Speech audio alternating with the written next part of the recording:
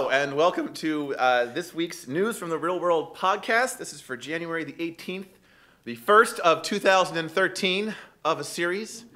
Today we're going to be talking about 10 editor-picked articles covering everything from last week to the end of last semester of 2012. With me this week is Matt, a third-year technical director. Hello.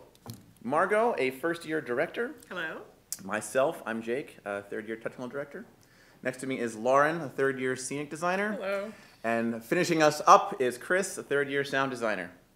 So let's just jump right in here with our first article. Yes, this article is called What Molly Did Next. It's written by the actress Louise Brealey on her blog, and you probably know Louise Brealey from her role on the BBC series Sherlock.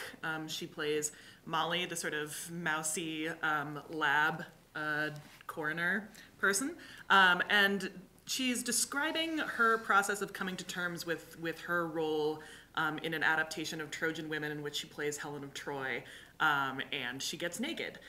So she talks about sort of her body image and how scared she was to do this, and coming to terms with taking your clothes off in front of a room full of people, which is sort of a dicey prospect. And in a very intimate space, it sounded like, too. Not like on the Chosky stage where it's 400 people 50 feet from you, but right. A 75 seat, she describes it as being the size of a corner shop, and the audience is 5 feet from you. Yeah. So that's quite close.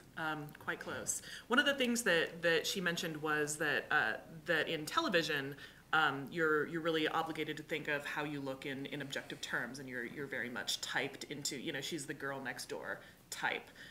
Whereas in theater, there's a little bit more differentiation, between what roles you might be eligible for. She's playing Helen of Troy, the most beautiful woman in the world, and she didn't necessarily think of herself that way before taking on. And importantly, I think she didn't need to think of herself that way, and the director and that production didn't need to have the most classically beautiful, quote unquote, woman to play that role. They could really go for, talent or some other aspect of that actress that fit that role. Yeah, and one of the things that I think was most interesting, aside from this whole article, which is about sort of her journey and how she as an artist has changed through this task she's undertaken, is what effect that she hopes this has on the audience. Because she's not necessarily, as you say, the producers and the director and the casting folks chose someone who is maybe not traditionally the most beautiful person in the world. And she said, for example, she grew out her armpit hair for the role, which is not, something that fits into the traditional mold of beauty. But, if you're going to be showing off the pubic hair, as she said, you might as well have, it's like matching hat and gloves. I was like, oh, that's sort of charming. Actually, I think that the charming aspect was something I really dug in this article. Like, I liked that it wasn't written with a very, yeah, feminism, fuck you kind of voice, that it was a very kind of honest point of view and perspective of she has a goal that she wants to eventually get to, with a comfort with her body and a comfort with her work and with her career, and she is feeling honest enough with us as her readers that she can say, I'm not there yet, I'm not even close to there yet, but I'm making steps, and these are the steps, and I think I'll get there. Maybe I won't, but here's where I am. And as opposed to a very kind of glossed over kind of, I don't know. Yeah, the voice was very honest, and I really keyed into that from very early on, and I really appreciated that as a man, but as an audience member too.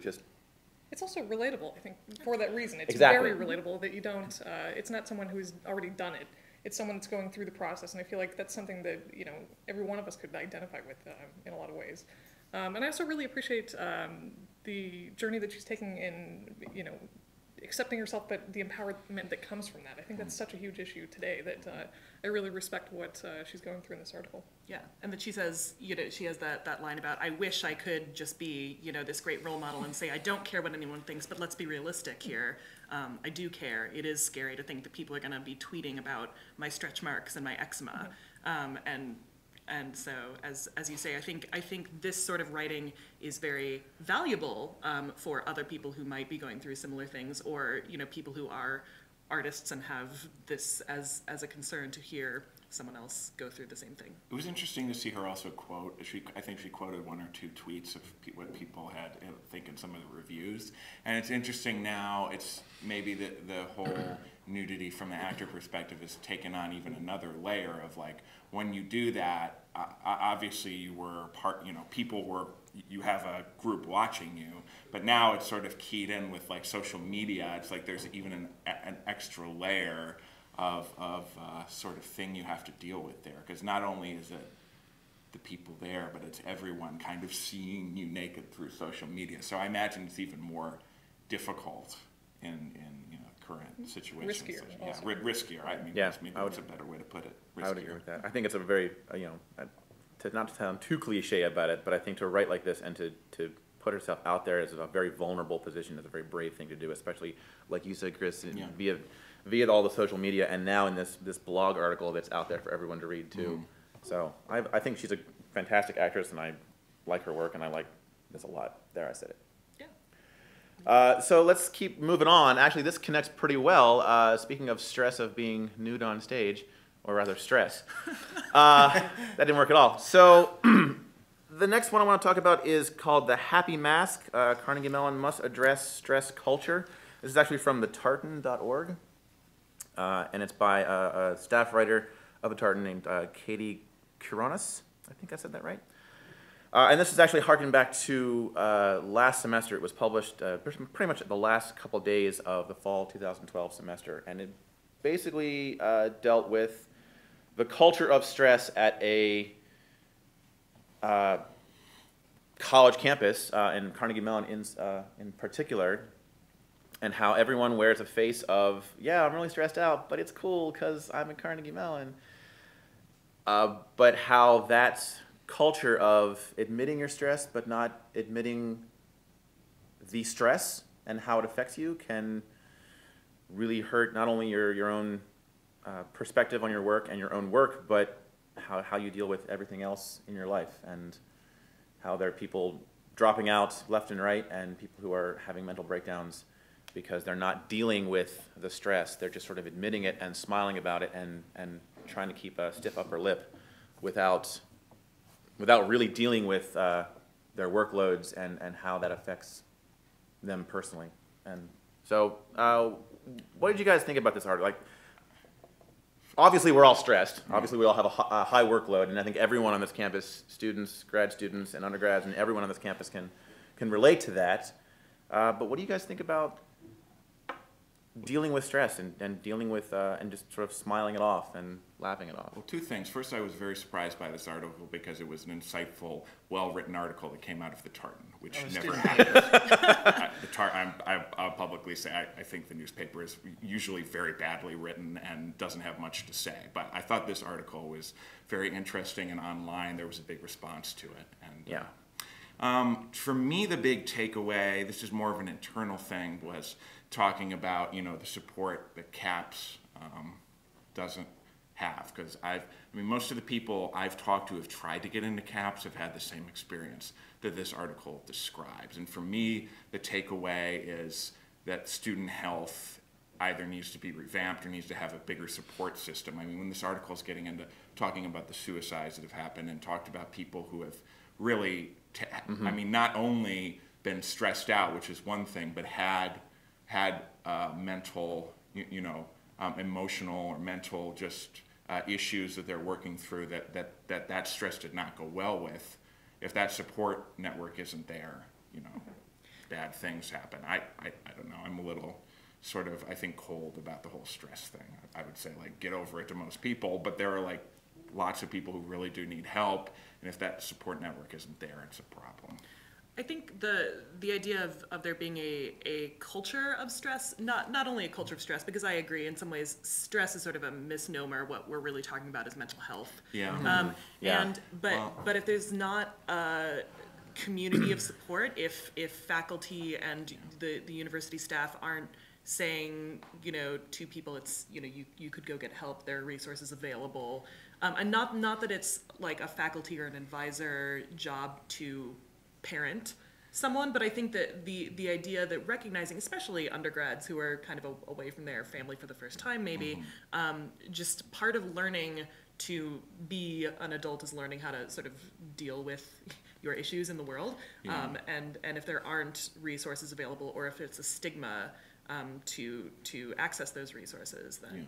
You know. I mean, is this also a cultural issue within the university, though, that it is acceptable for students to get so stressed out that they, you know, that they have to get to that point? I mean, I think I see this problem, you know, more often than not, I think. Should the university itself be concerned that we live in a culture that the stress is that high? I think maybe they should be, but I think I agree with what Chris and Margo have said, that there needs to be enough support and structure there to help the students who can't or haven't or have a harder time dealing with that. I think it's definitely within, especially this campus's MO, to push students as hard as they can, because a lot of students can push back and you know, come out of this program, whatever program they're in, as stronger individuals and stronger workers, et cetera. But I do think that, you know, especially what you say, Chris, is absolutely true. There needs to be enough support for it. And there needs to be a difference, I think, between stress and mental health, right? So I think something that we all kind of experienced is that there's this sort of idea that going to college is learning to run the gauntlet, right? So you need to put yourself through. And even as students, sometimes I think, weirdly enough, we kind of glorify that. Like, oh, Yeah. I just pulled 2 all-nighters in a row because I had to finish this project, and we laugh it off. And I mean, maybe that's okay, I think, but because a lot of times, like, you know, we're here at college, we have to do the work, we have to do the work, we have to do the work. But then where does the line stop when it says, okay, we have to do the work, and it's impeding on our health? And I think that's a personal balance too, and I think that that's something that we're certainly taught in this program, is that when, you know, where do you find that line? Where do you stop and take care of yourself? But if you're there's going to, responsibility there. but if you're going to work that hard, and if you're gonna, I mean, take this sort of boot camp mentality that you push yourself as hard as you can, and you're riding close to that line of, you know, how much can I pack into my 3 years at CMU, then there needs to be a safety net so that when, you know, when you're really operating at the edge of your capacity, if you make a mistake, if you fail and you know, are experiencing a level of stress that you can't deal with, there needs to be some mechanism to help you get back on track. And I imagine when you're 18, it's hard to know where that line is. Like, you're learning, but it's a hard thing. And I'm wondering if, now you know, we said that, like, the stigma and reducing that stigma is really the main thing. If that's, and maybe the community you know, then has to take up more of the slack if CAPS can't take it up, which isn't really how it should be. But in either way, I think the stigma is a big part of what would have to change in order to make things better. It's okay to admit you can't handle and something. Yes. and then either, you know, the community is there for you, or maybe CAPS is there for you. You know, so maybe that's the main thing. Yeah, and I also, I guess as a lasting thought for this before we move on, that I think, especially here in the School of Drama, I think we inherently have more of a support network for that kind of culture than, you know, maybe other departments, other colleges on campus here have. I mean, I don't know what architecture is like or what robotics is like, but I feel like I can go to a huge number of my classmates, grad and undergrad, and just, you know, sit down for 5 minutes and talk about how stressed I am about my workload and my job and all that stuff, and at least get it out of my system in a way that I don't know that a lot of other people on campus can. The resources are available within the school in a way that I don't know how much they're outside. I mean, to me, you know, when issues arise, there's always someone to go to for help, I suppose. I wonder, this is just a theory, I'm sorry, let me just sneak this in. Please. But, like, since we're all working collaboratively, like, we all have people around us a lot, you know, but I just completely out of nowhere, you know, someone who's over in another building just, like, building a robot all day by themselves. Alone know, in a room. I'm talking about I'm just thinking of, like, other areas where we forget, like, we work in a inherently collaborative art form, and whether or not we're, you know, isolated within the community or not, we're always collaborating with people, so at least there's people around.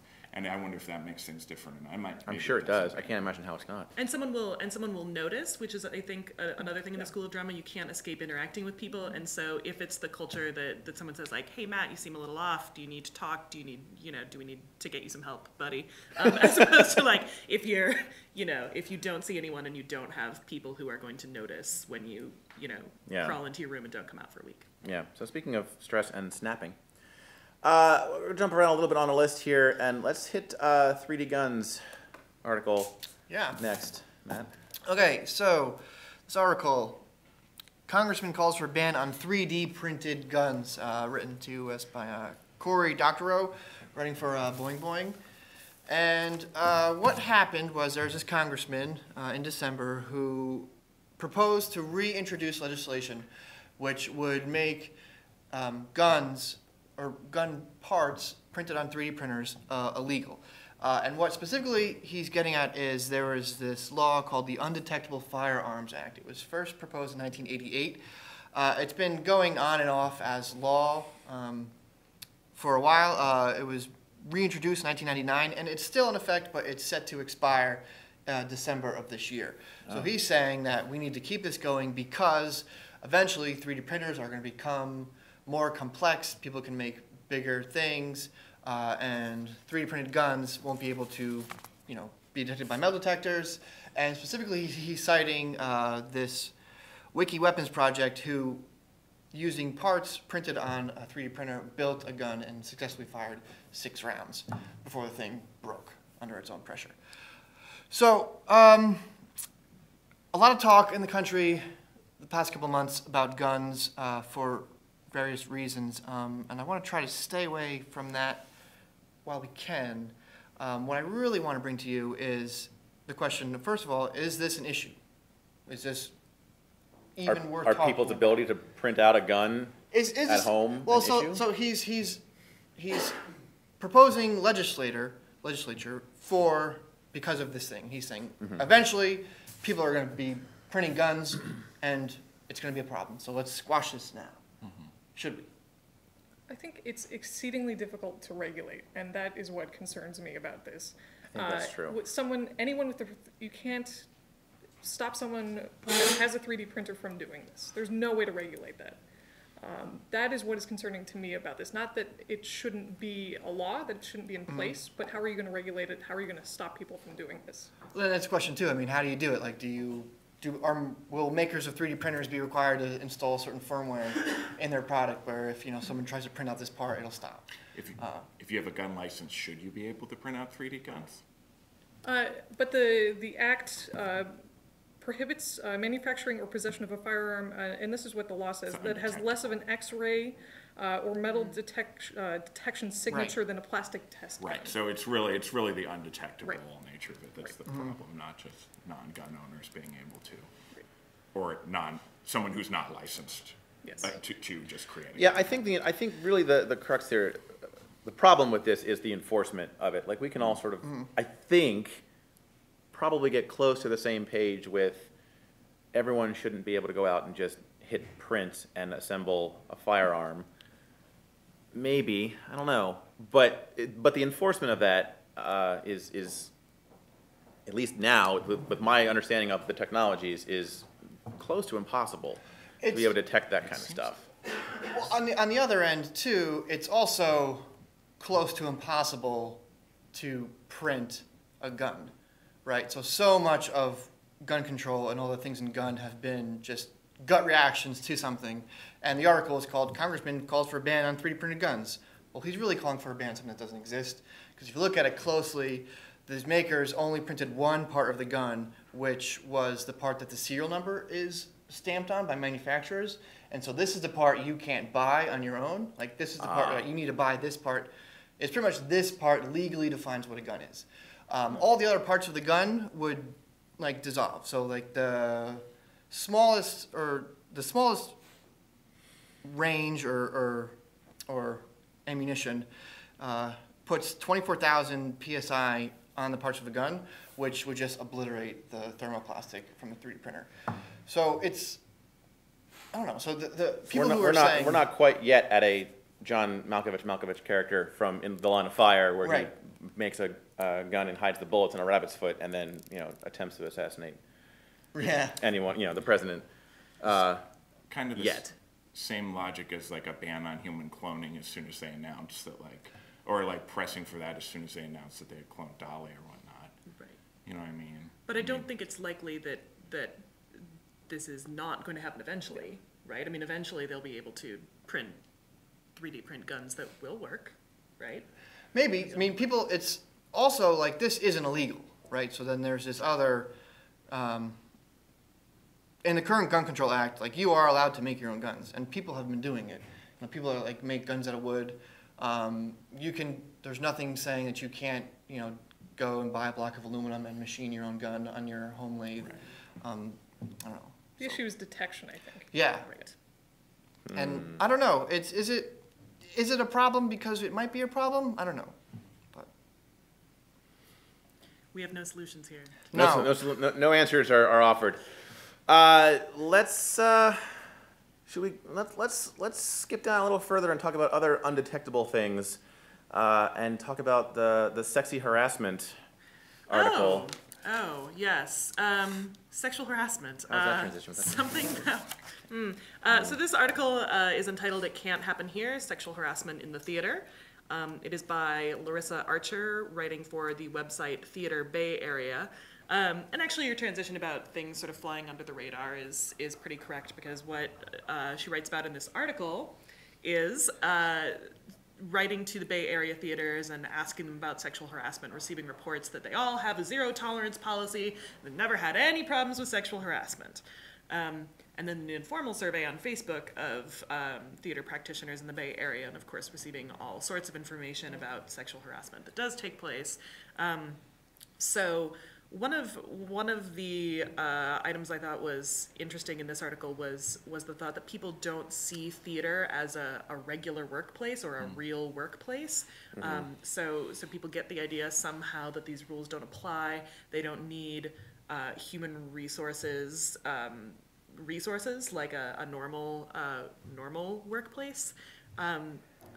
So one of my questions was for managers. So as a manager, Matt, I mean, do you feel prepared to deal with sexual harassment in the workplace? no, and it's not an excuse, but yeah. So as theater is kind of this weird semi-autonomous, but also we're this professional thing. We model ourselves after a corporate model, but we're a nonprofit. So there's this weird thing of how do you handle issues that happen interpersonally, and the article says, well, most of the time you're with this person for 3 to 4 weeks, so you just hope something doesn't come up.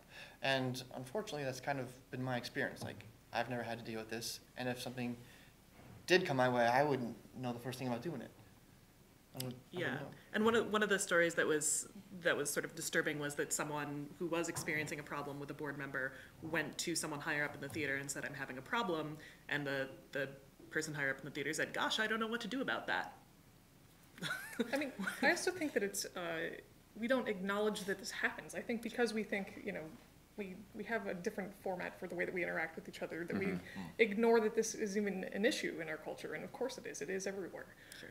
So I think that also hurts the structures being in place to deal with it. That we don't acknowledge that it's present, that we don't acknowledge that something needs to be in place to protect against that. Yeah. And legally, they talked about how larger companies, presumably who have legal departments, do have their policies, and they're very strict about them because there are legal and financial liabilities to allowing sexual harassment to happen in the workplace. Smaller companies with less expertise in the law sometimes don't deal with those sort of things. I just thought that was particularly interesting, that smaller companies often founded by a group of artists then find themselves as a head of a small company and aren't aware that they need to take charge of this. That they need to have laws in place. Yeah, and it also says that ignorance is no excuse, and that it doesn't matter how you get to the positions you're in. If you're in a position of management, these are things you need to be able to deal with.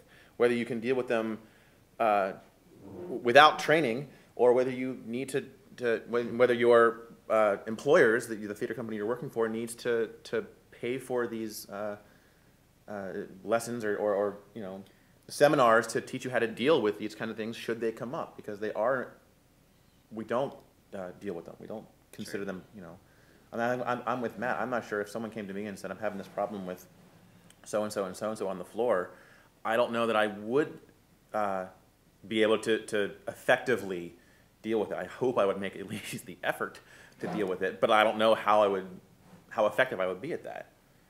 Yeah. It's fun. There's no class for that. Every at the school, situation right? I've worked in, because I've worked with teaching younger students a lot, and every theatrical situation I've been in with, you know, minors, anyone under 18, the structure and like the sort of knowledge system about sexual harassment is taken very, very seriously. And there is, I mean, that's why I'm thinking back now, like a lot of the more untraditional educational situations I've worked in, that there has been a very strict structure like that, and I wonder if that was applied normally to people coming through a company.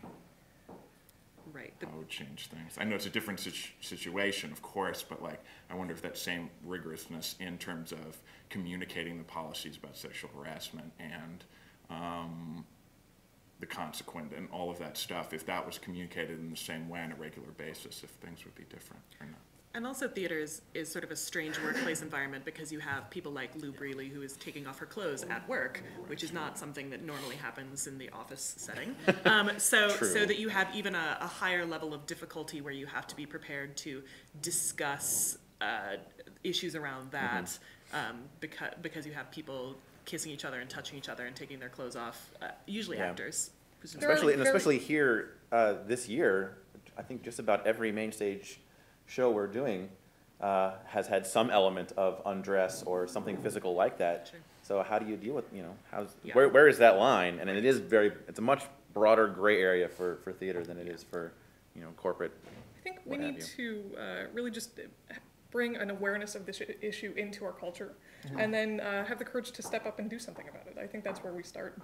That's what I was wondering. I was wondering if the two very different responses, if the official response yielded, oh, we don't, it's not a problem, and the unofficial response yielded so many problems. I wonder if the response from the theater companies, if that is indicative of them just getting caught with their hands like in a cookie jar, saying, "Oh, well, you sure it's fine," or if they just don't know. And Right. I could like to think it's they have something, they know what they're doing, they know how to run a business. So maybe it is they just don't know.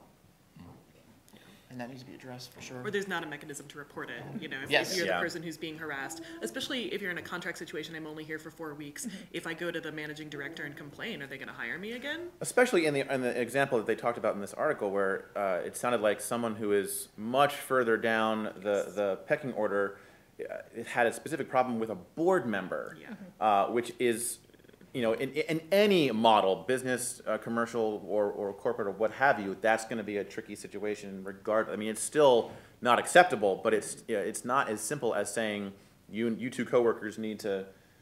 Do I need to separate you, put you in opposite corner? It's not that. I mean, it should be that simple, but it's not. We all know that it's not. So again, no real answers. Let's lighten the mood. About it. Let's talk about the Shark Tank video that's Sure, up there. and now for something completely different. So I think we could just take a few minutes on this one, but we may have a few things to say. Let's do it. So this is an article from geekosystem.com. Glenn Tickle was the author, if I'm pronouncing that right. And basically a 33-ton aquarium in a mall in China exploded. This aquarium happened to have sharks in it, at least 3 sharks, and a bunch of fish. In the mall, so, turtles, and it is about 10 feet tall, 23 feet long, 33 tons of water. And and the article basically says they think it was a change in temperature that caused the explosion. They didn't know. There's a video of the closed circuit television, and there's a gentleman who's kind of having fun watching the sharks, and suddenly there's just a wall of water. It does not look safe. I don't mean to laugh at it because I hope he's okay. But yeah, and then there's just sharks and water and glass everywhere. It looked like quite a disaster, and it's very sudden. So yes. So what kind of responsibility do we have? Don't put sharks in a mall. I think that's really when we're manufacturing a giant shark tank and installing it in a public area. Is this about building quality? Is this about? Well, it has to be, right? Because yes. Aquariums have existed for many, many, many, many years, and I don't, in my memory, from my lifetime, don't remember any aquariums exploding in the same fashion. So, like, clearly there are large tanks of water with dangerous creatures in them that don't explode. So, somewhere in there, temperature notwithstanding, someone cut a corner in the glass of this aquarium in this mall, and this is the result. Or maybe a lack of expertise, you know. Or lack the of, mall didn't hire someone who knew what they were doing with the building or the maintenance. I bet they did not have a shark expert on staff. I agree. I think it's just another reason why, you know, don't put water on stage. Especially if there's sharks in it. In a way, it is a public performance. Good safety lesson. Thanks there, man. Yeah. Well, we can put a man on the moon, but we can't make a non-exploding shark tank. Thank you, ladies and gentlemen. I don't think there's a segue to the next one, so let's just move on to the next down the list here. Let's talk about the interview questions article. This was a very long-titled article called "Want to Work for an Innovative Company? Be prepared to answer these unusual interview questions." It was on fastcompany.com by Christina Shea. And this was really just a list of odd wild card interview questions that have been sort of in the news, in people's eyes recently. Just the very odd interview questions that people don't expect to be asked at job interviews, and they range all over. They range from, and I highlighted a couple because some of my favorites. I'll just read these down as a list. What song best describes your work ethic? Sing it for me right now. What do you think about when you're alone in your car? If we all came to your house for dinner, what would you prepare for us? How many cows are in Canada? Pick 2 celebrities to be your parents. What do wood and alcohol have in common? What's the square root of 2,000? If you were a hot dog, would you eat yourself? I would be delicious. It's, and then the point that I don't know if the article specifically had a lot of links in this article that went to different articles, some lists, some other responses to some of these questions. Talk about this being a non-linear interview question, non-linear interviewing. Outside the box thinking, that kind of all sorts of labels for this. But the idea is not necessarily, no one cares about the answer. They don't care if you actually know how many cows are in Canada. What they want to do is gauge your response to the question and perhaps gauge how you would go about answering it. How would you actually find out how many cows are in Canada? How would you actually find out how many quarters it would take to stack as tall as the Empire State Building?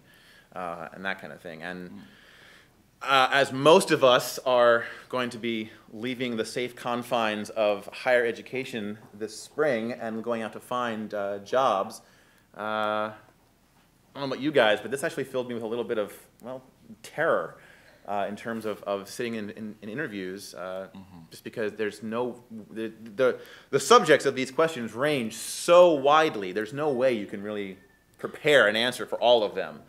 So what do you guys think about this, and how would you go about preparing for these kinds of things?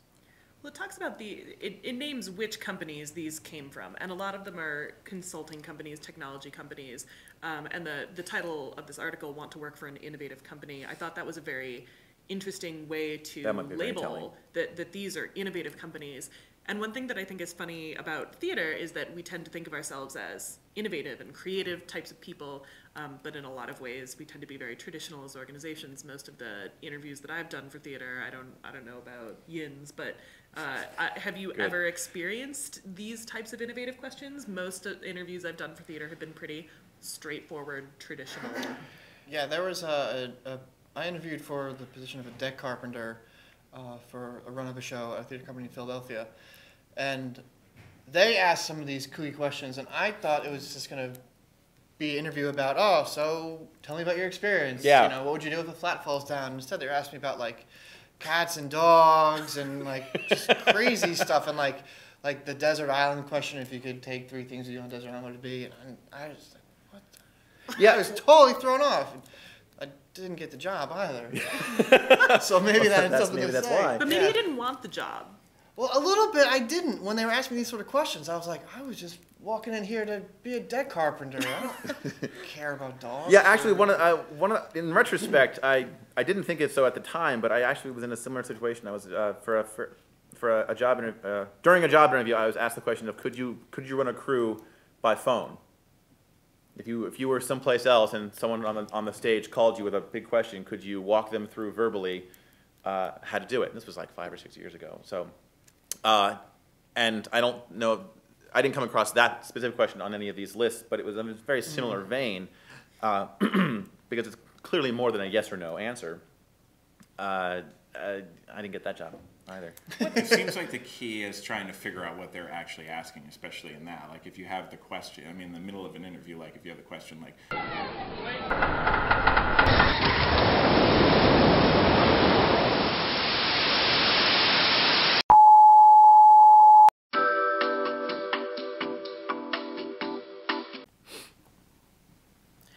Yeah, Lauren, I think that really puts everything that we've talked about today into a really great context. Yeah, that might be the best comment we've had this entire podcast history.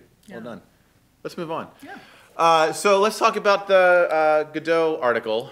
That was a pretty interesting one, Yes. Lauren. So this is an article from the BBC News by Sean Conklin. And basically what the article talks about is that on January 5th, we experienced the 60-year anniversary of the premiere of Waiting for Godot. The show initially premiered in 1953 at the theater, it's got a French name, in Paris. So why are we still doing this play 60 years later? Is it important? Why Godot? Oh, man, I want you to talk about this Yes, so all right. bad. So Godot is probably my favorite play. I would say, I think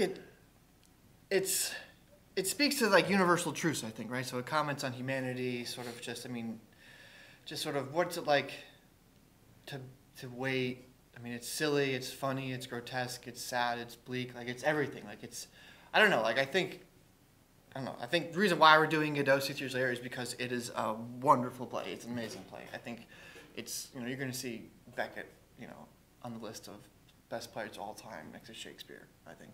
I love this play as a designer. This is on my top list of shows to design because I think it's such a blank canvas in so many ways that it does get down to the the most core element of our humanity in so many ways. And I think exploring that, there's just no definition for what you have to do with the show visually on stage. So I'm really intrigued with it for that reason. but it's interesting the history of it design-wise. They're usually pretty strict about what you can and can't do. And I don't know, the last production I saw a production at Roundabout a few years ago, and that was starting to kind of push that a little bit, but it was still basically within the framework. And I know there's been production shut down. I'm curious why the Katrina production wasn't shut down. There must be a reason for that. I think it was an adaptation. I think they were... It was an adaptation? Yeah. Okay, I didn't know that. I guess that's one of the other things that I so love about this play is that every era, every tragedy, every disaster has had its own version of a Godot, and I think that's what makes it so lasting is that everyone can take it and make it something meaningful for them. Yeah, it definitely, I mean, in the article, too, it talked about how universal some of these things can be, and I immediately equate this play with in the same, like Matt mentioned a little bit, is in the same vein as something like Shakespeare, where it really can be a very, very blank canvas to put any spin you want and talk about any particular issue that might even be hinted at. Now, it doesn't always work in Shakespeare, but I think for the most part, it really does. You can almost put anything on Godot for a very similar reason. I think there's an ambiguity in the text and in the, I guess in the setting as well that makes it adaptable. Yeah, it really can be a new play every time it's performed, which is rare. I mean, you don't always get that. You can't do that with Oklahoma. Also in the same production, you could either look at it as sort of like an existential, like very heady, or you could watch the same production and it's like a fun clown show. Like, so, I mean, you could, it's some production, not every one, but so its appeal is actually fairly wide, and mostly because it's so good and just, speaks to the, human condition, if you will, or whatever, like it's, that it just has a wide range of how and who it will affect.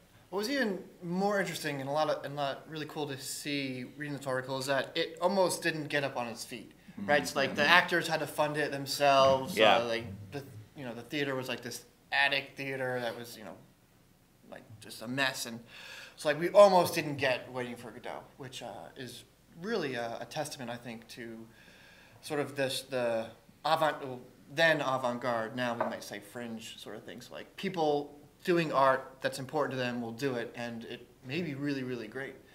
So we can look at Godot for the beginnings of that. Yeah, absolutely. Long may it Fantastic. continue. So, wow. Button. So let's move on to the Michigan film industry article. Not Chris. Sure, I really like this article. It was actually an interview from Studio 360 by Kurt Anderson, and he's interviewing an entertainment lawyer named, I think it's Peter Deckham. In any case, there was a short article that is a little bit different, but more or less summarizes the actual audio interview. And basically, what they're talking about is Michigan recently had a tax break program to try and have people come in from Hollywood and film movies there, and also to sort of play off the dying like motor industry. So for instance, they took an old factory and turned it into this place, Michigan Motion Picture Studios. So they built a movie studio in outside of Detroit, and had tax breaks to try and bring people in. So the article talks about the new Sam Raimi movie, Oz the Great and Powerful, filmed in Michigan, but this was sort of the biggest and the last thing that's really going to film there, because the governor is pulling the support for the tax break program. And after that happens, there's no reason, like the reason people are coming from Hollywood and coming from other places are because of these tax breaks. Yeah, there's no reason to go there. Right. So the situation they're in right now is that they have this huge studio. They put a lot of money into it. The estate pension fund is still responsible for funding the studio, but without the tax breaks, nobody's going to come. And what do they do, and how do they get there? So I have a couple. Michigan, what is wrong? Yeah, so what did you guys think of this? I mean, one thing this is kind of a smaller thing in the article, but one thing I thought was really interesting that I hadn't thought about before was they talk about local actors campaigning for this kind of thing to happen. You know, in a place like Detroit, you probably have a fairly small acting community there, and there's people who need work, who really want work. And in these situations, Pittsburgh, we've been pretty successful with this recently, but you have local actors who are speaking very loudly, if you will, about it, even though they don't really grasp the overall economic issues involved with setting up a movie studio, all of that stuff. It's just people who want jobs. But this small group is very vocal, and I thought that was an interesting thing I hadn't thought about in terms of how these things develop.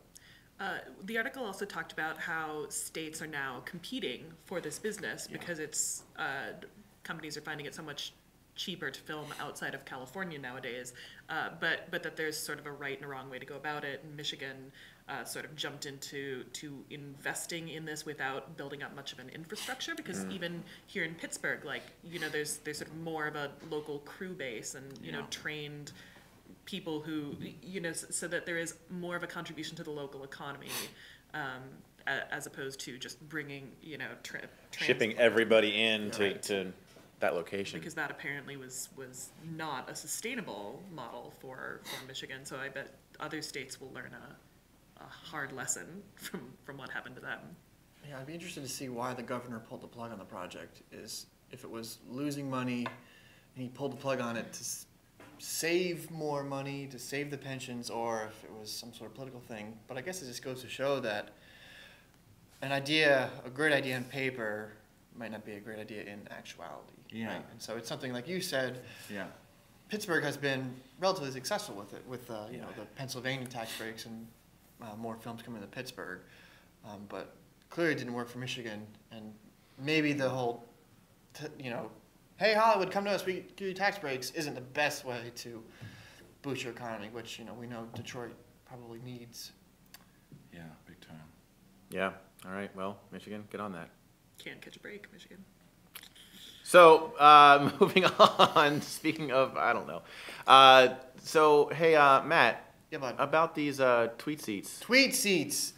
Okay, for the tweet seats, theaters are offering tweet seats to folks who can't turn off their GD phones, is the title of the article. Very tongue-in-cheek, written by Lauren Beck from Jezebel.com. And she is speaking to a production that the Yale Repertory Theater is bringing to the Guthrie. It opened December 27th and actually closes in 2 days, so there's still tweet seats available, guys, if you want to get them. Let's go. At the Guthrie Theater in Minneapolis for a production of Carl Gondoli's Servant of Two Masters. And what the thing is the Guthrie is saying, hey, for certain nights in certain parts of the theater, you can come to the theater, get cheap seats for $15. 10 times fast. Yeah, I've been practicing and it didn't work.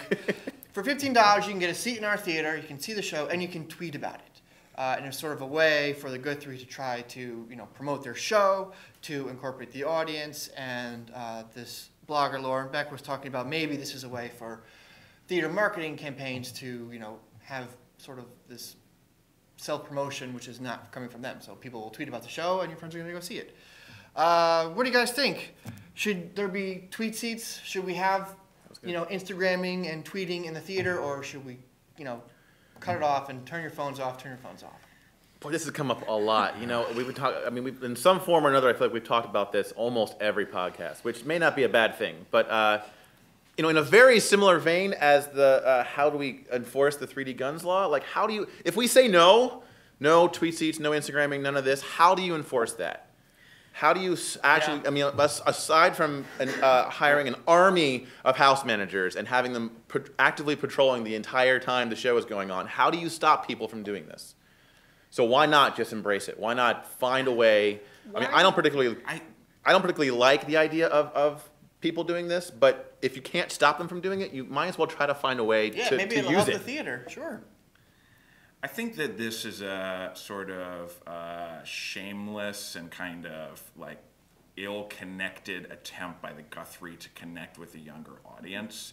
It's just kind of pathetic and wrong-headed, because I think it comes from an area of like, well, kids like to tweet and they don't have an attention span, so if they can tweet in the theater, like maybe we can bring them in. And I mean, evidence of this is the ridiculous questions that the Guthrie is asking on Twitter. Like, while they have like hashtags and like questions like, hey, what'd you think of that pop culture reference that just happened? And like, hey, there's honestly, that's one of the tweets that the Guthrie had. So like, it just seems really, and the Guthrie in general, they've had some, their season lineups, they've had some problems with really just being disconnected from not only the current, like, sort of just climate, of what's going on in America, but also, just some issues of, I don't know, being disconnected. I think the tweet seats are awesome.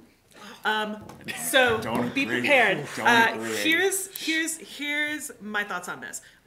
It's 2013. This has been going on for like 4 years now. The fact that that the Guthrie is just getting to it now, yes, are they doing a good job with it? Probably not. People have been doing this more effectively. Small theaters have been doing this effectively. A couple common concerns that I think that people who do this well address. One, it disrupts the other patrons. Not if you put them in the back. I mean, maybe a little bit. Or if it's a specific performance. A lot of small theaters in Chicago, for example, will have a tweet preview. So it's only people who want to tweet during the show, and it's a preview, so you get that sort of promotion. The other thing that I've heard about people doing really effectively, the Lyric Opera of Kansas started doing this back in '09. The Houston Symphony does one of these every year, a performance where they have like a running commentary from the artists. So it's like watching a performance with commentary and then interaction. Which I think is fascinating. I think that's freaking cool. So, and people are hungry for those artistic experiences. Everybody wants the behind the scenes featurette and the commentary and the webisode and people want that depth of experience. I think this is a way to provide it. I don't think it's appropriate. In a way that, I'm going to cut you off, in a way that like talkbacks and audience talkbacks are I think these days so tired. Like, if I have to be involved with any kind of audience talkback before or after a show, everybody involved that I know sort of just rolls their eyes. Okay, we have to do this, so let's just suck it up and get it over with. And this might be a way of doing that, involving the audience in a very similar way without having that painful. That tired format. I just This think is- in order for theater to work, the audience has to be present and participate. And if they're tweeting, they're not. And it just seems contrary to the whole idea of how theater actually works and can work. And I understand like people are doing it anyway, so maybe if we just put them in a section, but like the whole idea seems contrary to, and especially, again, like it might work in varying doses, but especially when there's such a weird structure around it, like the Guthrie has, it's even weirder, but like. Just turn off your damn phone. I'm gonna jump in and go here, okay? Lauren, go. Been sitting here for 5 minutes now. Why can't you sit through a theater production for 2 hours without tweeting or checking your Facebook? Why can't you just sit back and enjoy it? Do you not go to the theater to escape? Because that's why I go to the theater. That's why I want people to come to my theaters, to escape from the world around them. Turn off your damn phone for 2 hours and watch my show. Yes. Especially the people that have put so much work into that. We all know how much goes in backstage, on stage. As an actor on stage, I cannot imagine standing up and having a whole section full of people on their phones and not coming to see my show that I've put my heart into. There. But what if you, as the artist, could tweet back? Right, so, and I don't know, Like it's an actor on stage? Or? right. Cause it sounds like the Guthrie is doing this pretty poorly, but so you have to look at the form. So this is a commedia show, right? So you can like, it'd be great to be sitting there and like tweet about the show and have the guy playing, you know, El Capitan tweet back at you and say, "I'm going to take your girl tonight." Yeah. Like, it could be part of like the. I think we can all agree that Guthrie is not really doing this the right way. Maybe they're doing, maybe it's I think this whole form of interaction and social blah blah blah is really still finding its feet, and I think a lot of people have to do it wrong before enough people do it right. But I think there's something there because not everyone goes to the theater to escape. What do you go for? Well, it doesn't matter what I go for. But what matters is the people who aren't going. What's going to make them go?